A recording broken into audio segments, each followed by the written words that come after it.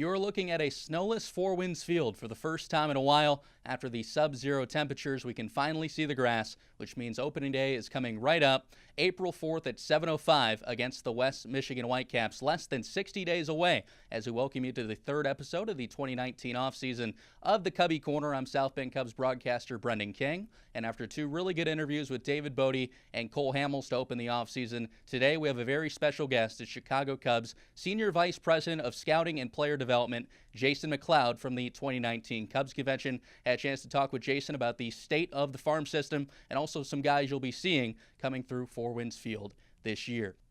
Something the South Bend Cubs have introduced this week is we want to see your view for the 2019 season from Four Winds Field. You can do that by submitting photos and videos to mysouthbendcubs.com throughout the entire 2019 season. You can also submit your photos and videos through all of our social media pages from Facebook, Twitter, and Instagram. If you want to know more information about this process and how you can submit your photos and videos, go to southbendcubs.com right now as information is available. Here's Jason McLeod on the Cubbie Corner.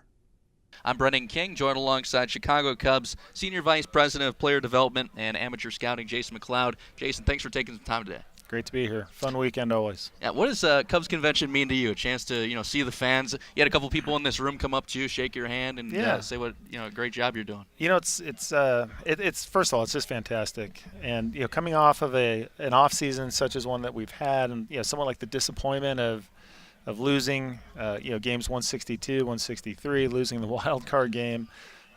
It's been a tough off season. We're very disappointed with the way it ended. And you can kind of get yourself into a rut. I mean, obviously, you're working really hard, doing what we can to improve systems, processes, improve the team, of course. And you kind of lose sight of just the sheer joy of baseball. And so, I know when I was coming down here yesterday, I was just kind of still not in the doldrums, but just like kind of looking towards spring training. And then you walk in the lobby, you see all the fans, and the enjoyment in their eyes and just how passionate they are about this team, and it really just like snaps you back, snaps you out of being down on yourself or down on the organization in any way, and it's really awesome especially to see the families out here, the kids, the dads that still see themselves as kids when they've got the backpacks and the bats on and the bags and all that. It's really neat. Well, you mentioned you're going to Arizona tomorrow. With the off season going back to warm weather, does the itch kind of ask a little bit, maybe times 2, times 3 to get back to it? Yeah, we have our off-season calendar that we work off of, and we tweaked it a little bit this year in that we didn't do instructional league typically when we do it at the end of September and into October, and it's actually going on now. So we did do our off-season strength programs, which ran in November and December, but as you're putting the schedule together, and now that the players are there, I think we have 62 guys down in instructional league right now. They're doing on-field work now.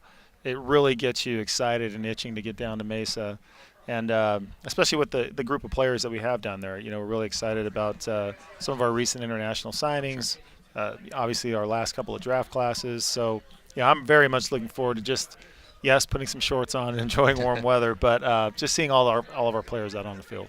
You talk about the draft classes. We'll get to that a little later. But you talk about seeing teams develop in the minor leagues. South Bend coming in 2015, a Cubs affiliation. Obviously, Myrtle Beach, Tennessee's been with the team for a while, and Iowa forever. Particularly South Bend. What's it been like to watch South Bend grow, and how pleased have you been with them as an organization so far? Well, just in terms of the South Bend organization, Andrew Berlin, Joe Hart, all the way down, everybody in the front office, it's just been a phenomenal affiliation for us. Obviously, the facility is top notch, one of the best in all of professional baseball. A place for our players to go develop there with the performance center out there, everything that has been given to us in the clubhouse and the facilities. The field has got to be one of the best in all of minor league baseball itself. So from just a sheer development standpoint, we have everything we could possibly imagine having there for our players. And then just the relationships we've built with everyone there. We could not be happier to be affiliated there. Recapping the past couple drafts, 2017 pitcher heavy, Brendan Little, Alex Lang going in the first two. We saw Brendan this year in South Bend. Alex made the jump to Myrtle Beach. It was very successful. People were raving about his fastball. The two of them, lefty, righty, what did you like in them both to make them your first two selections? Yeah, we had 2 first-round picks that year, and we didn't go into that draft with a specific mantra of sorts of like we're definitely taking 2 pitchers in the first round. Of course, if you follow our team and follow since we've been here in 2012 being our first draft, we hadn't taken any pitching in the first round. And when we got to that area of the draft, obviously, Alex Lang's track record speaks for itself. When you look at everything that he was able to accomplish there at LSU, the competitor that he is, we really love the power breaking ball that is part of his arsenal, and just the way he goes out and competes. He's always been a winner. I thought he had a very good year in Myrtle Beach this year, jumping right into high A. Brendan had a different path to the first round in terms of not as much college pitching experience. He had transferred from UNC down to junior college in Florida and really exploded onto the scene in that year. Prior, he was in the Cape Cod League that summer before his draft season, and then he gets to the junior college and just had a phenomenal year. Another kid that, in spurts you see the power breaking ball. The fastball that he can get into the mid-90s. Obviously, last year, from a performance standpoint, if you just look at the stat sheet, you wouldn't say that he had a successful year, but from a development standpoint, making all of his starts, going through a full season throwing program, for us, it was a very good developmental year for him. You mentioned the Cape Cod League. I was out there in 2016 broadcasting. It's amazing what a summer out there successfully can do for a player's draft stock. Is Little kind of a huge example of that, of what a summer there can do to get you in the first, second, third round? Absolutely. I mean, it's the top collegiate summer league out there, so you're typically going to be facing the best competition. You're getting wood bats, and for a lot of those guys, that especially in Brendan's case, or some guys who are at a smaller school that haven't been seen. The league is scouted so heavily by Major League Baseball. All the teams, rotate scouts through there throughout the summer. So it's a tremendous opportunity, or for some players who, for different reasons, either didn't get the opportunity to play that much that spring, or maybe they just play at a smaller school that doesn't have as much exposure. You can go up there, do well, and really put yourself on the radar. Now, the 2018 draft, a little bit different, obviously taking Nico Horner out of Stanford. We were talking with Jaron Madison a little earlier on, and I asked him the question of, did Nico really just fall in your laps of where exactly you wanted to be? He did, in a sense that, he wasn't what would I call like a prospect darling going into the spring. Obviously, he's someone that we had seen a lot at Stanford the prior couple of years, and as the spring started going along, we were spending a lot of time with him. We really liked the ability. He's athletic, as you saw in South Bend in a brief stint last year. He's very, very strong for a player that's 5'10", 5'11", twitchy. We really liked the high contact rate, their strength in his hands. And then when you met him and you talk to the coaches and the people that have been around him, and they talk about the leadership qualities and the type of teammate he is, what he does in a clubhouse, really all those things just fit together. And of course, when you're picking where we were in the draft last year, you're kind of beholden to what the teams in front of you are doing and who's left when you get to your selection. And it's funny that we were spending so much time with him and the kid who actually went right in front of him that the Yankees took. That was a high school catcher out of Georgia.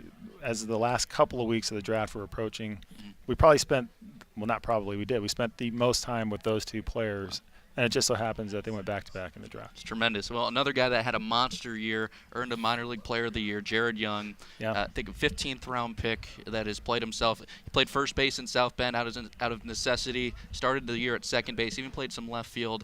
How impressed were you with his 2018 season? Sweet swinging Canadian, man. He's It's really impressive. Again, a guy that you take later in the draft, just on opportunity alone that he got. He took it and ran with it. He was very good in spring training. More of an advanced approach, hitting balls hard all over the field. Great kid, works very hard. We were kind of questioning where he would land on defense, so we moved him around different places during spring training. And again, his bat just forced his way into the lineup. He's one of those guys that you really just respect the way he goes about, the way he does things. He's very mature. I'd call him another good teammate guy. I think his teammates root for him. And he has those leadership qualities. And you're just so happy when you see guy, again, that wasn't like a prospect darling by any means. Very good college reports on him in terms of like the person that he is. And to see them flourish like that immediately, kind of when no one has expected it to, it's really, really neat. And then to see him at Wrigley Field when we were giving him the award for the minor league player of the year, and you see the appreciation and the joy in his face, and he's got his family there. He's getting introduced on the field, man. It's a really special night. It was fun. Jared's a great guy, but you mentioned that his bat really forced him in the lineup. Is that basically what happened with David Bodie too? Same yeah, situation? I mean, you look at David, he bounced around a few years. We would kind of float him up and down as needed. Where was there a need in the organization for a kind of like a utility guy? And outside of maybe 1 year early in his career in Kane County, maybe he never was a guy that got every day at bats. And some of that had to do with the other players that were coming through. Some of it had to do when he was in the lineup, he just didn't force his way to stay into the lineup with some of the performance that he was putting up. But again, I mean, talk about a guy who's just the ultimate grinder, ultimate teammate. Works incredibly hard. He's a coach's kid, and you can tell that when you talk to him. And really, it was only by a circumstance of us promoting Ian Happ from Myrtle Beach that David got everyday ABs in the second half of that 2016 season, I think it was.